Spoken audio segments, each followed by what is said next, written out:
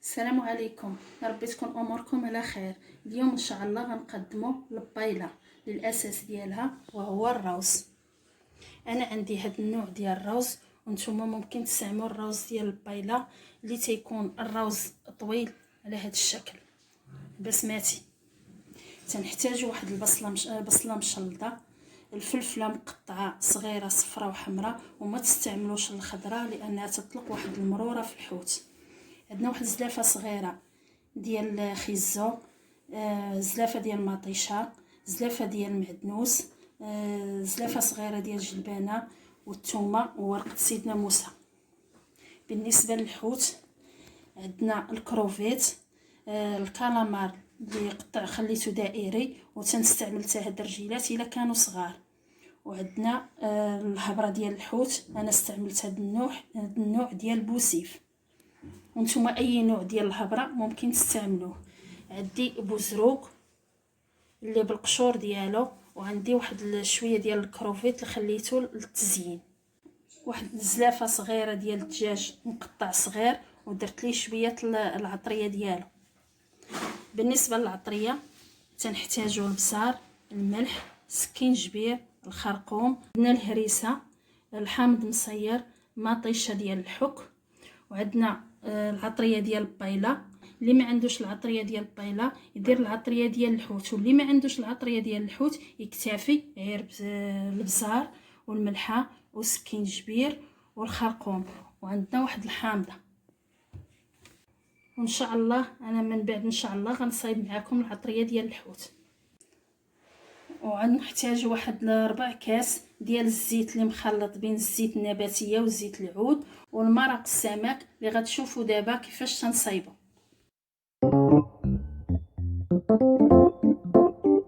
بالنسبه للمرق ديال السمك تنحتاجوا القشور ديال الكروفيت، تنديرهم في واحد الكاسرونه، نزيدوا عليهم الماء وورقه سيدنا موسى والثومه ونخليهم يغلاو.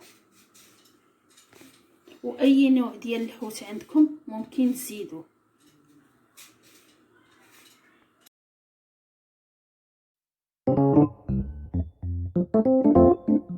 اول حاجه غنديروا نشدوا داك الروز وغنديروا في واحد الزلافه ونكبوا عليه الماء نص ساعه. في مقلاه خاصه بالبايلا غنديروا داك الزيت،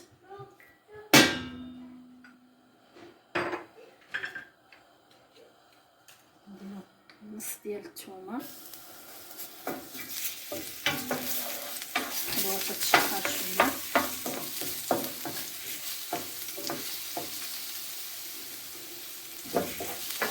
نديروا البصله،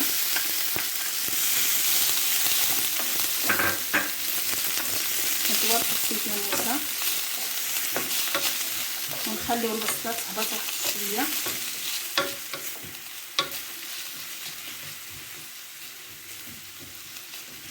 نديروا الدجاج ونخليو الدجاج شويه يطيب.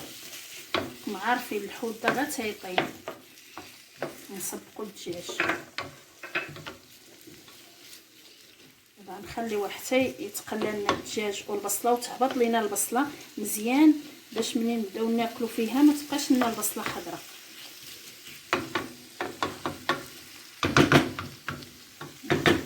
غنغطيها ونخليها بعد ما تقلى ليا الدجاج والبصله. نزيدو خيزو، نزيدو دوك الفلافل الصفراء والحمراء،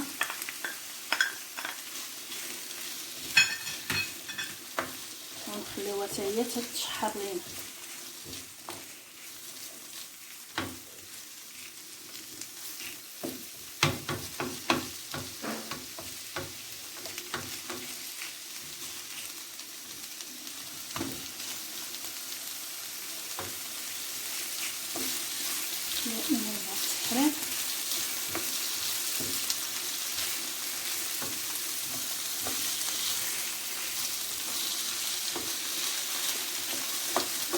كنزيد ديك الزلافه ديال الروز بعد ما صفيته من الماء،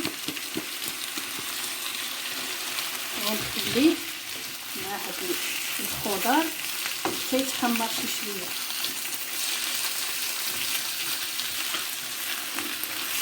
حتى هو يتحمر.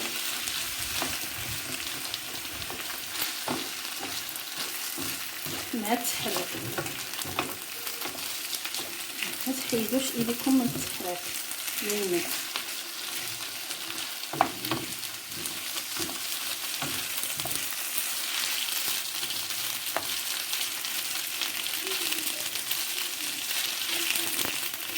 باش الروز يشد لينا داك اللون الصفر غنديرو شويه الخرقوم،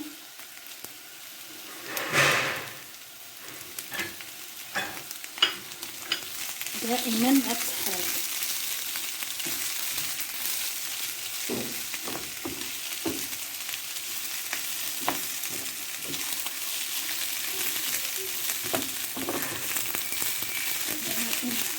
حتى تشرب لينا شي شويه داك الروه اللي المرق اللي داز. دابا غنزيدو الجبانه.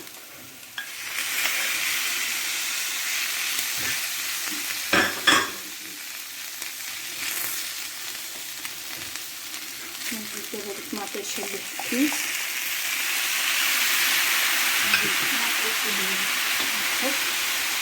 بالنسبه للمطيشه ديال الحك انا درتها في هاد الزلافه هي وشويه الهريسه وداك الحامض المصير، غنخوي عليه شويه المرق باش تطلق لينا، وغنزيدها دابا مع الروز شويه باش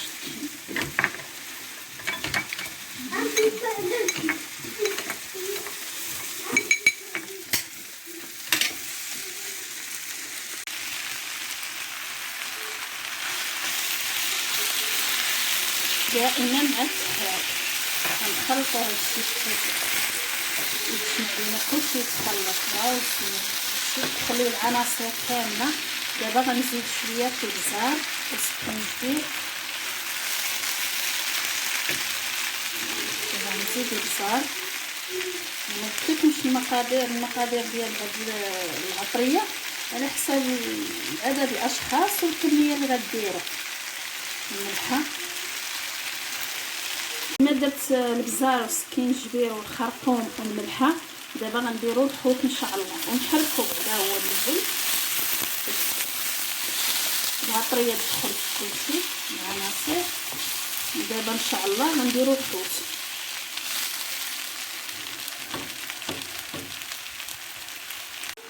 دابا غنديروا شويه القزبر ومعدنوس شويه القزبر صافيه باش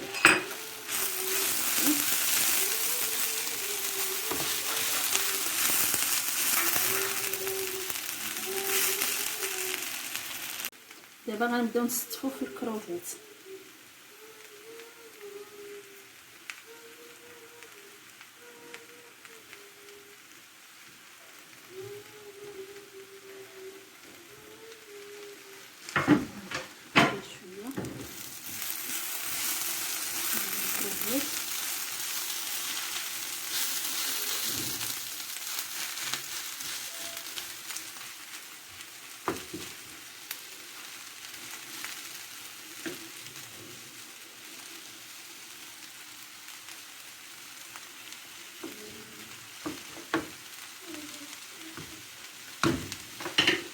دابا غنزيدو داك الكلمار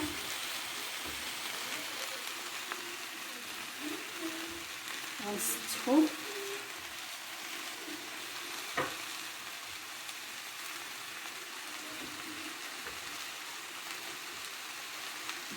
ومن البيض غنزيدو الهضره حتى هي. ودابا غنزيد ديك الهديره ديال الحوت اللي عندنا.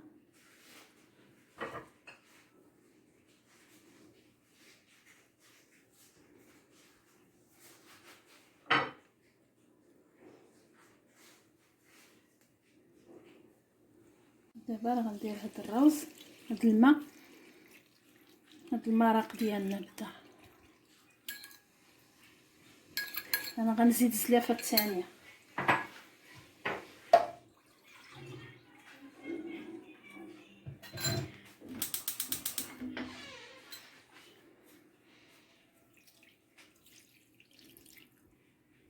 دابا غنزيدو داك الكروفيت ديالنا،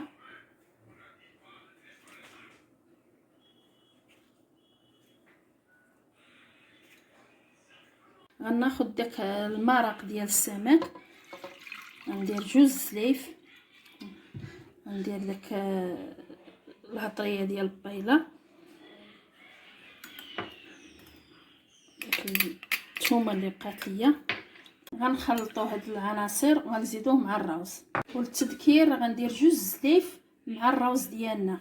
دابا غندير هاد الروز، هاد الماء، هاد المرق ديالنا بدا.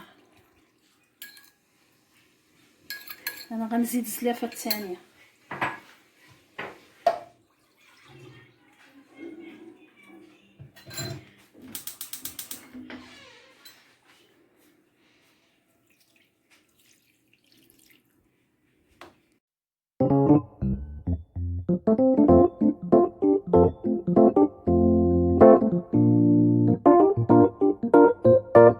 دابا غنزيدو داك الكروفيت ديالنا،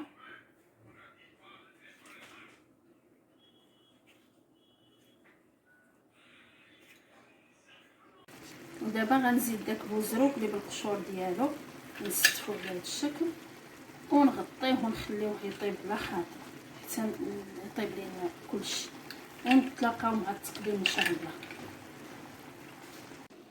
بعد ما دازت ربع ساعه فوق البوطه والبوطه مهيله، دابا غندير لي بابي الومنيوم وندخلو للفران ربع ساعه ونتلاقاو في التقديم.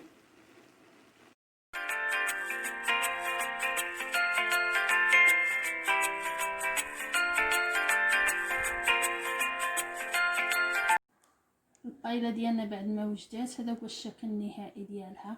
انا زينتها بالحامض ودرت ليها شويه الزيت العود من الفوق. تنتمنى تجربوها وتعجبكم، وما تنساونيش باللايكات والتعليقات ديالكم اللي تتفرحني. وبالصحه عليا وعليكم، وشكرا.